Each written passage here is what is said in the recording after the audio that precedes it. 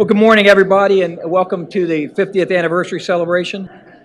Once again, as I look out across the room, it's just, we're glad you all are here. As I look out, this is the FEMA family, so we really do appreciate all of you being here, whether you're a former employee, our state partners, our federal and state elected officials, tribal representatives. Once again, we thank you for being here and being part of this celebration. We've heard some stories about Welcome Wilson, and last night I had the honor of meeting Welcome for the first time and going to dinner and sharing some stories. And from the stories I've heard, certainly if you had two people that you wanted in your corner, it would have been Bill Utter and Welcome Wilson fighting for you. And Welcome worked very closely with Bill and other federal officials and state officials and local officials to get the FRC and make it a reality in Denton.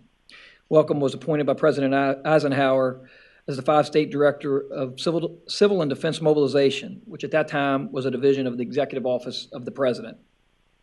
In 1966, he was appointed Special Ambassador to Nicaragua by President Lyndon Johnson. He was a witness to the atom bomb test in Nevada in 1954 and the hydrogen bomb test in the Pacific Ocean in 1956. Welcome received the Arthur S. Fleming Award as one of the 10 outstanding young men in federal service in 1958. He received the Texas Business Hall of Fame, has named Welcome Wilson Sr. as legend and honoree in 2011, and he was also named the Entrepreneur of the Year by the Houston Technology Center in 2011. Please help me welcome Wilson.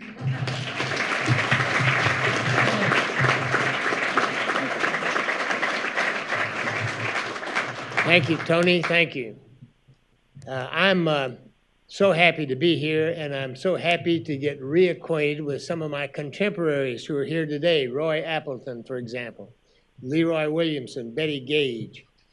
I have so many fond memories of Denton, Texas. I have some notes here. Actually, I have a photographic memory, but sometimes I'm out of film. Nowadays, Chastity, I only remember the important things, whatever they were. In my short remarks, I'm going to make 2 points. First, I would like to paint the picture of America in the 1950s, a different time. In 1951, I think it was, 1946, Winston Churchill made his famous Iron Curtain speech in Missouri. An Iron Curtain has dropped all across Europe, and that was the case. The threat of nuclear war was very, very real and very, very nearby. Let me give you an example. Before I was appointed by Eisenhower, I'd been Director of Civil Defense in Houston, Texas, working for Judge Roy Hoffines, the mayor.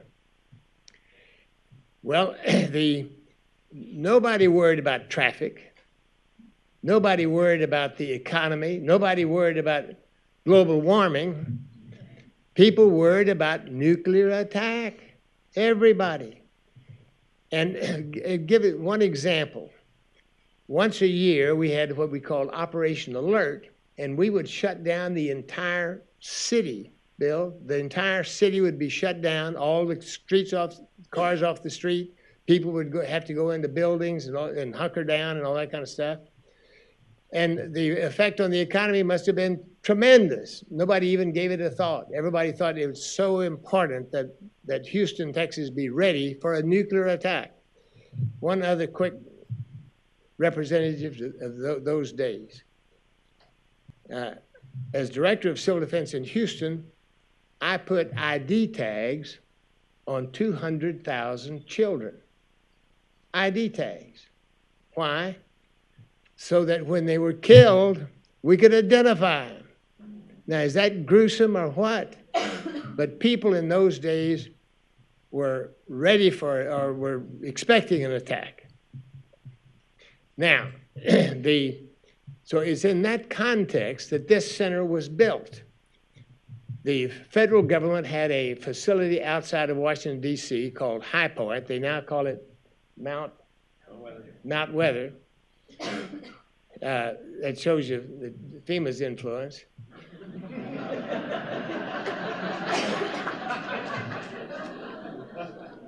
And in that facility, the President of the United States and the cabinet officers would be housed in the event of an emergency. It was bomb-proof and all the rest of it and so forth.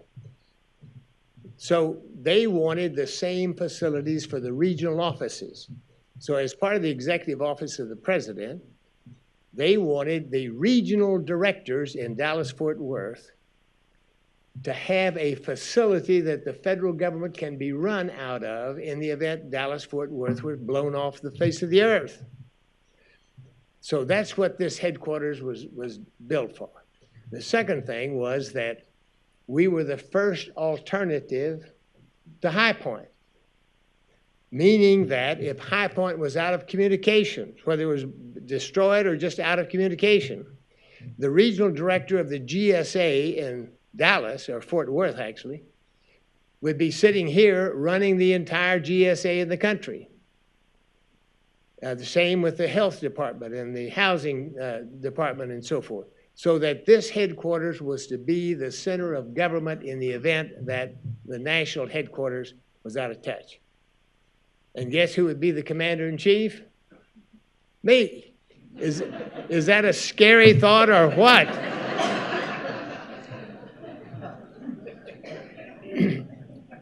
So anyway, it was a tense time and a interesting time, and Frank Ocker had such a big part of it that he was our congressman from Denton. He was also later the president of the American Petroleum Association for many years. All right, so how did we get this center? The national director, Leo Hoig, who was a former governor of Iowa, told we regional directors that one of the regions would be selected to build the first underground center.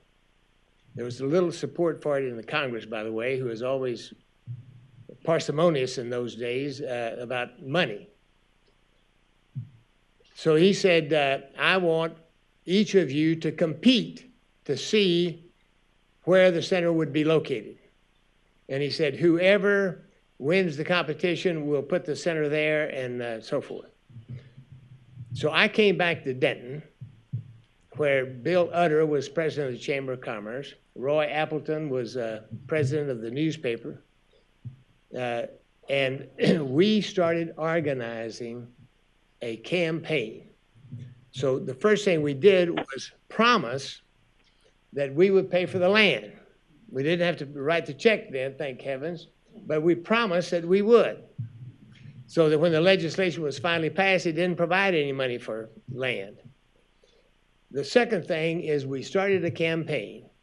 Bill Utter and others, Roy and Riley Clawcross and Hoford Russell. Who here remembers Hoford Russell? A great American. Just an aside. When Dallas-Fort Worth Airport was being built, knowing that my future was going to be in real estate, I went down there and found this great piece of land a mile from the airport for $500 an acre. I begged Hoford to join with me and buy it. And he said, that's overpriced farmland, it'll never be worth anything, and so forth. So anyway, we didn't buy it, and we didn't get rich.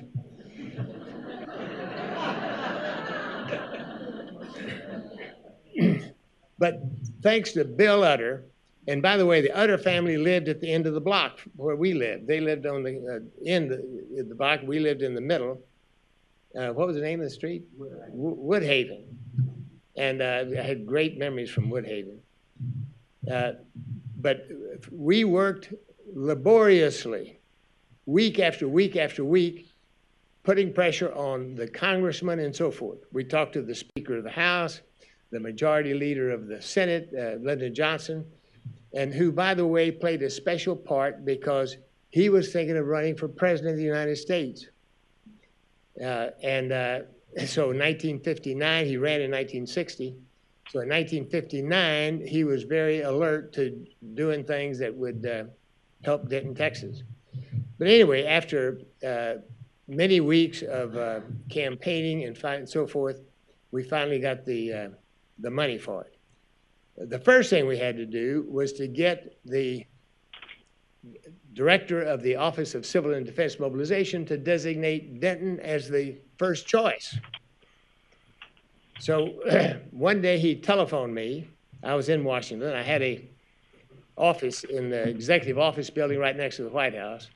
And by the way, in the afternoon, I could look out my window from my office, and there would be the President of the United States, Dwight Eisenhower, hitting golf balls. I can't tell you what a warm feeling it gave you to see the President of the United States out there hitting golf balls. You felt the country must be in great shape. But anyway, so finally, we in Denton, Texas, Bill Utter and Roy and others, convinced the national director that we could get the political support to get the money. The problem was the money. So when we finally convinced the director, he called me in his office and he said, all right, if you can get Lyndon Johnson, the majority leader of the Senate, and Sam Rayburn, the Speaker of the House, and Albert Thomas, the chairman of the Independent Officers Appropriations Committee, to call me within the next hour, we'll put it in Denton, Texas. So we got on the phone. I called Frank Eichard, who was very, very influential, by the way. John, you're here? There's John. He worked for Frank. So he got immediately through to the Speaker of the House. I called Walter Jenkins, who was the Chief of Staff to Lyndon Johnson, and Albert Thomas and other thing, and sure enough, within 30 minutes, all three had called the director.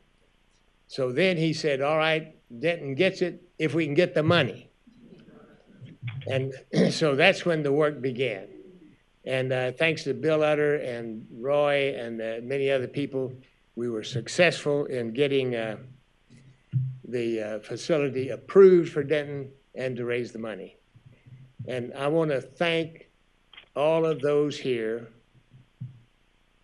for your service to this great country of ours. And these gentlemen, for their service.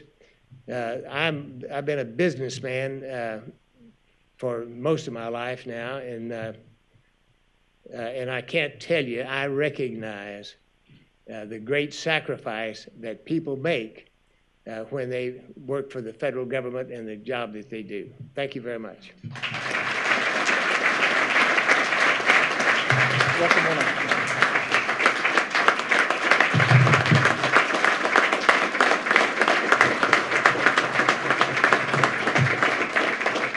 Wow.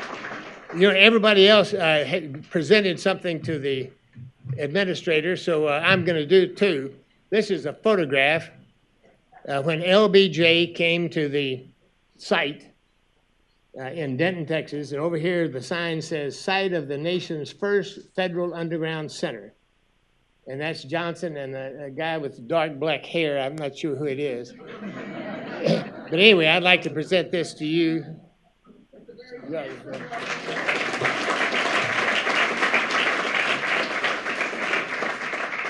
Welcome, and I'd like to give to you one of our FEMA coins, along with one of our regional coins, for your commitment to this facility. Thank you very much. Thank you very much. Thank you very much.